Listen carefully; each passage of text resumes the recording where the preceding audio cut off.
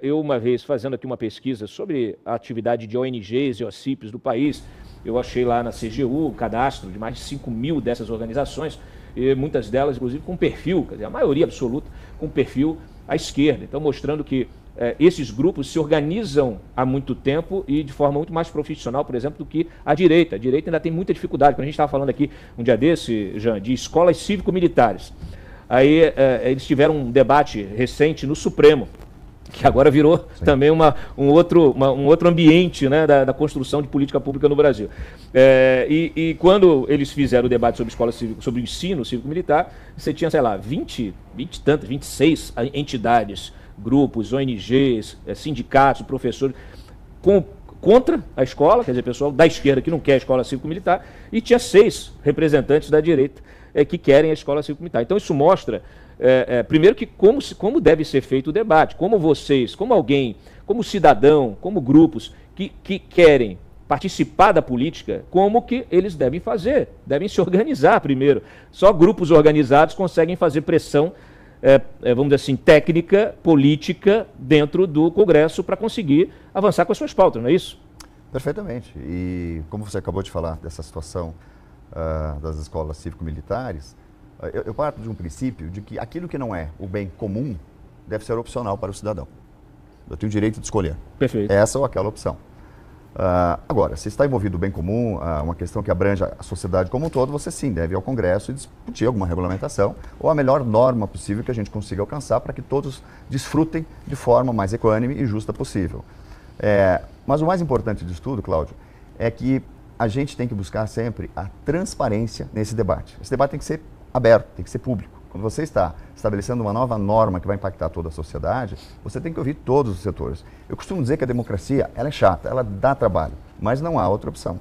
É debate, é discussão, é apresentação de argumentos de todos os lados e você vai afunilando para aquilo que é o melhor entendimento naquele momento para todos. Até porque esse é um processo muito dinâmico. Né? A democracia tem uma dinâmica.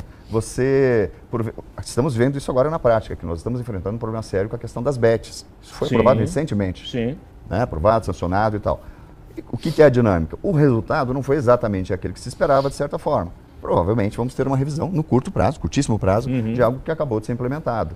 E é assim mesmo. Democracia é isso. A dinâmica é a mais importante das qualidades dos países que têm um Congresso forte. Nesse caso das bets, por que não agradou? Não agradou o setor? Não foi, eu não falo nem em nome do setor, não é isso. Eu quero dizer que a gente está vendo uma repercussão na sociedade, principalmente o Supremo acabou também de alguma forma influenciar uma decisão, aliás, tomou uma decisão que vai influenciar, por exemplo, a questão de origem do recurso para você fazer aposta. Sim, sem dúvida. Nós estamos tendo hoje um problema sério de pessoas que recebem recursos que, em tese, são para sua sobrevivência, ou seja, em detrimento, talvez, de outros programas, de outras finalidades do ponto de vista do recurso público, e essa é uma finalidade extremamente digna, justa. O cidadão brasileiro tem que ter o mínimo de apoio do governo, da sociedade, para a sua sobrevivência. Mas esse recurso, qual é o ponto? Esse recurso está sendo utilizado para jogos.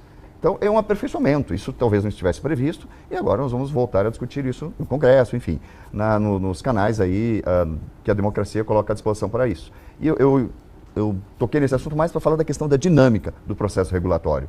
Não há perfeição em praticamente nenhum campo da existência humana. A gente está em constante evolução e aperfeiçoamento.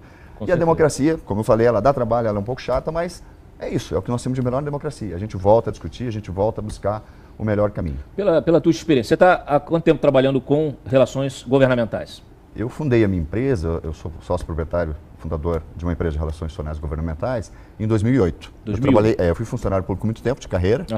Fiquei à disposição do Congresso por um tempo, apaixonei pelo debate, pelo ambiente de disputa de opiniões, né, o equilíbrio, a busca pelo melhor, enfim, produto em termos de legislação. Claro. E acabei, à linha do tempo, recebi alguns convites para sair do serviço público, para me dedicar a alguns cargos na iniciativa privada, e foi quando tudo começou e eu resolvi então fundar a minha própria empresa.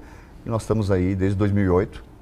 E logo que eu tomei conhecimento da Brig, me associei à Brig. Achei importante a gente ter essa consciência de classe, digamos assim, de grupo, né? Até para organizar para participar e para entender. Para organizar o time, né? Organizar o jogo, né? A regra do jogo. Exatamente. Tem a regra do jogo. Exatamente. Né? Pois não. Qual é a grande dificuldade, pela tua experiência, qual é a grande dificuldade de quem precisa fazer o lobby correto, fazer pressão, defender determinado interesse na construção de uma política pública, de um projeto de lei, de uma emenda constitucional, daquilo que interessa. Qual é, na tua experiência, assim, se você pudesse resumir, cara, nesses anos todos, a minha maior dificuldade é tal?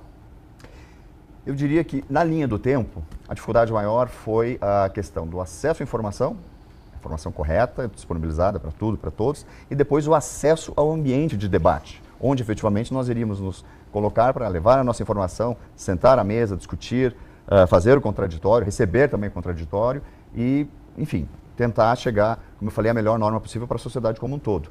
Porque o grande desafio é sempre que a norma seja melhor para toda a sociedade e não para determinado grupo. É isso que a gente entende como, você falou, a gente não pode nunca se conformar com uma pseudo-republiqueta. Nós somos uma república e temos que lutar com orgulho, né, e com muita garra para que sejamos, sim, uma república transparente, pujante, com um desenvolvimento econômico e social constante. Né? Acho que esse é o grande desafio. Então, o acesso ao ambiente de debate, hoje, de certa forma, e aí eu não estou falando... Porque a Câmara e o Senado hoje, se você pegar, vou tomar exemplo de Brasília, tem uma transparência muito grande, você tem um site que te dá notícias praticamente online, on time, isso é muito importante. Tramitação de matérias. Tramitação de matérias. Se um parecer foi apresentado, isso é disponibilizado praticamente ao mesmo tempo, né, que isso é feito. É protocolado, então, no momento que é protocolado, é pensado no processo, na tramitação, ele é protocolado, ele é registrado no sistema da Câmara ou do Senado, e qualquer cidadão pode ir lá, já baixar, já olhar o que é, já fazer sua avaliação. Exatamente. Isso é importantíssimo e é louvável. Eu sempre elogiei muito, tanto a Câmara e o Senado, em relação a esses sistemas que eles permanentemente colocam à disposição e estão sempre, de alguma forma, aperfeiçoando, evoluindo, para que a sociedade tenha a maior interação possível. E isso é um avanço, assim, que eu acho que o Brasil é um dos países onde a gente tem isso de uma forma mais eficiente e democrática. O acesso a alguns ambientes, e aí é uma questão muito operacional, certo? Não é... que isso é feito porque a intenção é não dar acesso. Não é isso. Mas nós temos, e até tivemos agora um recrudescimento dessa situação em função da pandemia. Sim. Os acessos foram muito limitados, o trânsito de pessoas, e era o certo a se fazer na época, não estou questionando isso, mas a gente teve algumas normas que foram impostas para o acesso, por exemplo, às comissões da Câmara, do Senado, e eram baseadas em limitações pela quantidade de pessoas que poderiam estar ali. O profissional de relações institucionais governamentais, de certa forma, ele tem uma certa similaridade na sua dinâmica de trabalho com os profissionais da imprensa. Sim. Eles precisam chegar o mais rápido possível ao ambiente onde está sendo feito o debate, onde é o palco de determinada discussão de uma matéria, enfim, de um projeto de lei, ou até mesmo uma audiência pública. E muitas vezes, o movimento em si já começou, da reunião, etc., e eles estão em filas enormes, porque eles ainda não têm reconhecido a sua atividade. Né? O profissional de imprensa já tem isso devidamente, digamos assim, regulamentado, né, descrito, e ele já tem hoje uma credencial que possibilita ele.